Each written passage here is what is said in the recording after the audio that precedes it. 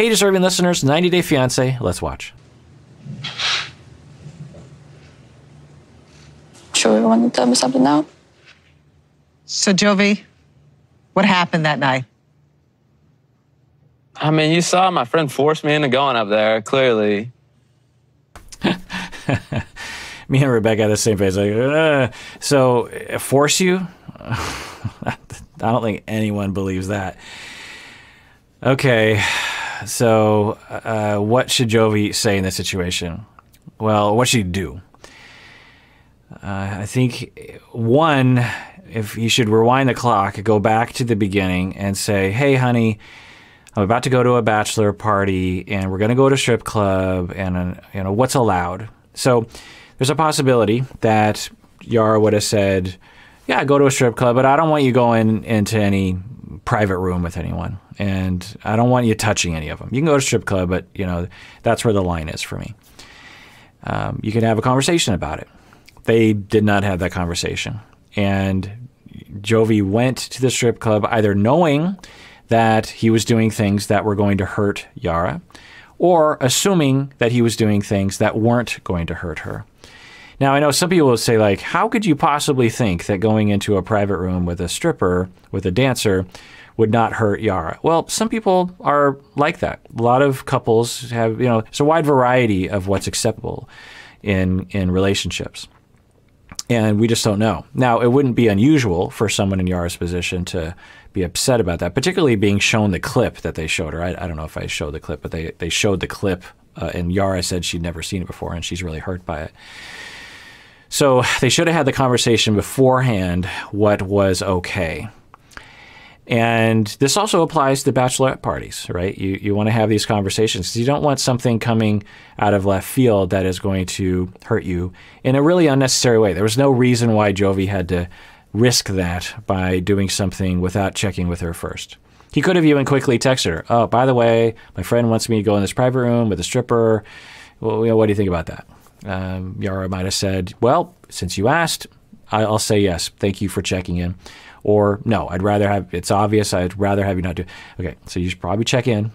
And just because it's a bachelor party doesn't somehow provide this kind of license. And it goes way back in the patriarchy of our society that men are just allowed, originally there were no bachelorette parties. And in my lifetime, we invented bachelorette parties, as far as I can tell. When I was a kid, I don't remember anyone talking about bachelorette parties. There were only they're called stag parties, this kind of thing. And it was this time that men would get together and they would do whatever they want to do. And it was sort of a, don't tell, sort of the magic circle, the cone of silence between the men who would do this sort of thing as essentially a conspiracy against the wives so that they could have their cake and eat it too, or whatever, or express their manlyhood or whatever it is.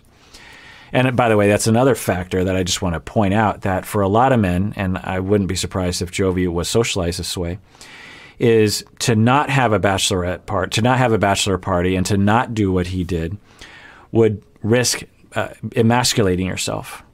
That in order to establish yourself as a worthy male, as a masculine man, you must do the ceremony of the bachelor party, and you must do certain things. You must get hammered. You must smoke a cigar. You must go to a strip club. You must go into the private room, and maybe it even goes beyond that for some people. And boys are socialized this way from a very young age. You must follow the script. Otherwise, you're not a man. And if you're not a man, you're nothing. I don't know if if Jovi is a good person, which it seems like he might be, I'm just going to assume that he is, why would he do something like this that he knew would hurt Yara? What other factor would be pushing him in a direction that would be against his nature? Now, another possibility is that, and this is the narrative that they have for the show, is that Jovi, prior to Yara, was a partier and he would go to strip clubs and all these kinds of things. Well, he's single, so back then, so that was what it was. And for some people, the transition from the single mindset to the in a relationship mindset, it takes a while. For some people, there can be kind of a lag time there. And because they don't have a therapist to talk to or they don't have a mentor to follow, part of their brain is still kind of in that single mindset. And so that could be another factor. Doesn't excuse it, but it does. So that would be one thing Jovi could do, is go back in time and actually talk with Yara beforehand. The other thing he could do is just not do it. The other thing he could do in this moment is say, honey, I'm really sorry. I should have done that. Here's why I did it. It doesn't excuse it, but here was, I was drunk. I don't know. I thought I was supposed to do it. For some reason, I thought you wouldn't mind. I mean, the cameras were there. I knew you were going to see it, so I thought maybe you wouldn't mind, but I hear that it bothers you and it hurts you, and it just kills me that it hurts you. I'm really sorry. We didn't do anything. Something along those lines. Let's see what he says. And everything. Fully naked? No, just top off. And like a little G-string? Yeah. Yara still isn't happy. I just don't know what to say. It's making me really mad. Like, I don't think it's respectful to me as your woman to put a stripper on you and sitting and talking and hugging her. It's unrespectful to me. So yeah, I'm guessing a lot of people agree with Yara on that. There's absolutely nothing wrong. There's also absolutely nothing wrong with someone in Yara's position going like, yeah, I've been to strip clubs too. It's not a big deal. It's just 4 minutes of a lap dance. So there's a lot of different ideas, a lot of different values about a lot of different reactions. It's fine. Yara's reaction is, totally fine. And I'm guessing a lot of people watching would agree with her. That's the issue, is that Jovi didn't ask her prior to going, that he just assumed either that she would like it or she'd be okay with it, or that he didn't care. He has exhibited a mindset at times of, look, I'm going to live my life and you're just going to have to deal with it, because that's the way things are. He's had that attitude before. Now, why would he be that way? Now, the internet would say he's a psychopath and a gaslighter and a terrible person. It's possible. But another possibility is that, for whatever reason, his own relational traumas lead him to believe that to have a conversation with your partner is to risk being hurt. And it's better just to forge ahead and not ask. And it's better to ask for forgiveness than to ask for permission. And it's emasculating to ask for permission. Other people will even say, you're acting like a woman to ask a question like that. So let's just rewind the tape. And he's in the strip club, is with his friend, because his friend's like, I'm going to pay for the two of you to go upstairs and have a private day. Let's imagine if Jovi says, actually, could I actually text my fiance and see if this is okay? Imagine what his friend would have said. Now, we'd all like to think of ourselves as above that sort of peer pressure, but none of us are really. Under certain circumstances, particularly intoxicated, we're affected. So maybe that's why he did it. Who knows? I'm not trying to let him off the hook. What I'm trying to do is speculate as to why someone would make a huge mistake like that, other than that he's a psychopathic a-hole. And if he were to self-explore that, then he could apologize from that place, which almost never happens on the show. So I think there are three options of what Jovi could actually exhibit self-awareness and apologize in a very empathetic way, compassionate way, while taking responsibility. Not throwing himself off a cliff or something, but just saying like, yeah, I made a mistake. I'm sorry. Here's why. I'm so sorry that I did that, honey. Believe me, I don't like that person. It's just this like a ceremony that you go through on your bachelor party. I'm sorry. Okay, so there's that option, which I don't think is going to happen. The other option available is to say something like, yeah, I'm sorry. What are you going to do? Without really exhibiting that he cares or that he knows why he did it. The other option that he could do in this moment was just like, I don't know what the problem is. I don't know what your deal is. And that option is possibly him he doesn't know what to say, and so he's just going to default to this mode of acting like everything is fine and subtly trying to influence Yara to just move along or something, which a lot of people do. So let's see what he does. Yeah, should they do what? Being a psycho for he doesn't go there? What can they do to him? Like, I can't do nothing. Jovi, how does it make you feel to see Yara so upset right now? Not good. I don't want to see her upset, but it did happen. But I feel like the past is the past. We're married now. Right. So we went with option 3. That's what I thought he was going to do. He's saying he's sorry, but he's just like, let's move on. I don't want to talk about this. Instead of investigating, well, okay, if I look back, why did I do that? That kind of self-reflection we almost never see on the show. But now she knows, and at least we have that behind us. I have a question. Is it behind you? It doesn't seem like it's behind you. It seems like it's right in front of you. She's crying right next to you. It is not behind you. The places were changed and she was in a male strip club and you just saw some guy grinding up on her and finding out that she went into a private room with a... So this is interesting. In a different clip, Jovi actually had this really great question towards Mike, and now Rebecca is asking the same question towards Jovi of, you know, how would you feel? And let's see what he says. So there are a number of options available to him here. One is that he legitimately wouldn't care. He's like, look, I don't care. Strippers are strippers. It's not a big deal. Maybe he legitimately. He could also care, but say that because he just wants to say that to get out of the problem. Or he could say something like, yeah, you know what? Great, good question. You're right. If the roles were reversed, I wouldn't like it. And that's a bad thing. Now, he could also say, but I'm the man. So what's the problem here? Let's see what he says. Male stripper, how would you feel? Good point. I would not be happy at all. You're right. He will be crazy, not happy. Yeah. And why wouldn't you be happy, Jovi? I don't know. I just feel like guys going to strip clubs is just... Ding, ding, ding, ding, ding. Okay, so he had two of them, the two of the options. One was, yeah, you know what? You're right. I'm sorry. But men are men, and men have a license because that's what society has told me, and that's what the men around me have told me. That's what all the TV shows tell me. Men have special privileges, and that was one of them. Yeah, she can't go to a strip club and have that, go into a private room with a guy and get grounded up on. What's the passive to grind? I wouldn't like that, but she's a woman. I'm a man. I'm entitled to that. And we've seen this attitude from him before. Now, I don't know if he has this attitude, but we've seen it exhibited, and it is to be expected. We live in a sexist society. We are not out of the woods yet. We've come a long way, but we are not out of the woods. And Jovi, I'm guessing, has not had a lot of exposure to feminism or to understanding this, and that's normal, but not making me happy. Let's watch. Okay, gotta. I feel like I'm getting arrested over here. Have you ever slept with a stripper? No.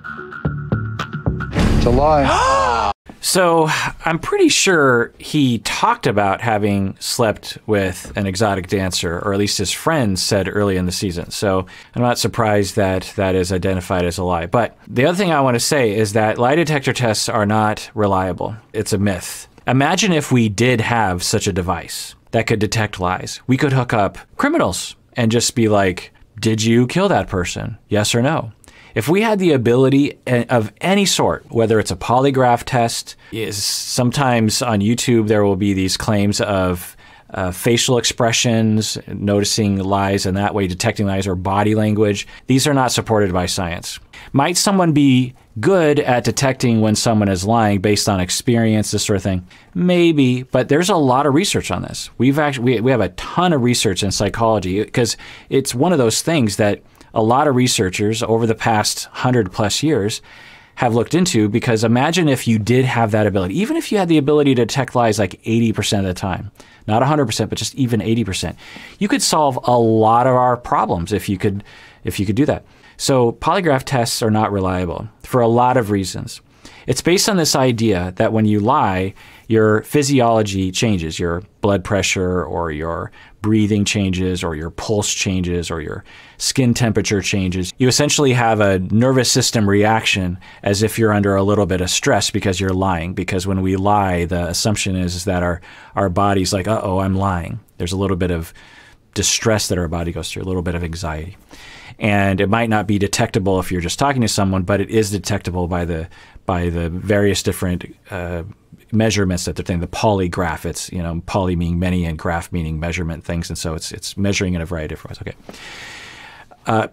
Science has demonstrated this is not reliable. It's not an effective way of detecting lies. Okay, so I just want to put that out there. So whatever they're doing here is essentially just this guy either believing in a system or he's just intuiting, or who knows. But anyway, so they asked him, have you ever slept with a stripper? Jovi says no. I've never done that. And then the guy very quickly says he's lying, which is also another indication, because just know that there's no reliable scientific way of detecting lies. Now, for you out there, you might be good at detecting lies in someone that's close to you, whether it's a child of yours or a friend of yours. You might be kind of good because you know that person very well. You've learned through experience that they have certain ways of acting when they're deceiving or when they're holding something back, particularly kids. Kids are pretty ineffectual liars, depending. But to be able to detect a lie in someone that you've never met, you have no idea who they are, is completely, it's very, very difficult. Let's just put it that way. Jovi! That's so harsh. What a first question. You couldn't have warmed up to it first? Jovi! Y'all could have warmed up to it. Would it be a bad thing? Now, the other thing is, he's not denying that it's a lie. Why would you lie?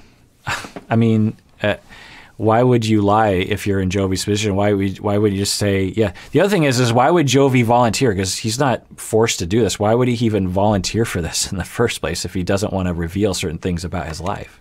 So, Gwen, is there anything that you want to say to your son right now? I probably can't say on TV. Ooh, Gwen. I'm a little disappointed. What do you want me to say? I'm sorry you had to see that. I'm sorry you had to see that, but it's the past, and there's nothing I can do to change it. So he's back to that attitude. I think because, if I was to speculate, it's total speculation, he's trying to preserve his manlyhood, his version of masculinity, which has a dash of toxicity. And he honestly is sorry. I believe him. Based on what Yara has said about him, it seems like he is dedicated. Now, who knows? Maybe he's not, but it sounds like he is dedicated as a father and a husband. But he is worried about coming across like he's a beta. There's people who are worried about, I don't want to be a beta or these kinds of things. I don't want to be I won't even say the words that are on the internet. But he's worried about those things, and so he's stuck between a rock and a hard place. On one hand, he is sorry, and he does want to say, honey, I love you. Believe me, that was the past. Yes, I did sleep with a dancer before, but that was me before I met you. I love you. I want to spend the rest of my life with you. I'm guessing he wants to say that. I don't know, but there's a possibility. But he's like, but if I say that, I'm going to come across like I'm a woman, and I can't do that. So what do I do? So I'm just going to say I'm sorry in a very brief way, in a masculine way, in a way that I consider to be masculine. By the way, I'm a man, and I consider myself to be quite masculine. I was captain of the football team. I was captain of the wrestling team. I don't know if that has some sort of cred regarding my masculinity, but it is extremely manly and extremely masculine to be emotional and to be brave enough and man enough to say that you're sorry and to say that you love someone. A real man says, I'm sorry, and I love you, and I never want to lose you, and you're the world to me, and I'm sorry that you had to see that, and I wish I could take that back, and I made a mistake, and I did it because I was under pressure, and I just wasn't thinking, and there's nothing, I don't want to be with those people. There's no reason to be threatened by that, but I understand. Okay, it takes a man to be able to say stuff like that. So we can write our own version of masculinity that feels very masculine. When I say that, it feels very masculine to me. It doesn't feel, and I want to be masculine. I'm a man. So we don't have to be one version of masculine. We can be masculine in a healthy way. Anyway, I've had this talk with a lot of male clients in my life, as you might be able to tell, young and old. Anyway, so he's caught between that place. He's like, he wants to reach out, but he's like, oh crap, I need to be masculine. So I'm just going to barely say anything at all and just say, let's move on. It's in the past, because I don't know what to do here. I'm just speculating. I have no idea what's going on inside of his head. Yara, do you accept that apology from Jovi? I mean, it's make me mad and make me sad. Like, but I'm like a freaking stupid person now because I can't change nothing. I can't do nothing to that. I just need to eat that again, and that's it. Well, that's heartbreaking. So she is saying essentially, I'm mad and I'm sad, I'm hurt, I'm upset, but I'm powerless. What can I do? I'm locked in on a marriage. I have a kid. I'm stuck in this country. There's none of my friend. No, I don't have any support. What can I do? I just have to put up with it. I'm just, I have no power. I have no privilege. He has all the power. So what am I going to do? I mean, that's what I'm hearing that she's saying, and that's heartbreaking. So he could fix it by being man enough to saying that he's sorry and having emotional intelligence and explaining why he did it and reassuring her in a compassionate way. But something's preventing him. We don't know what it is. I could speculate as to what it is. Is it masculinity? Is it a lack of role models? Is it fear of embarrassment? Is it he's just not used to apologizing?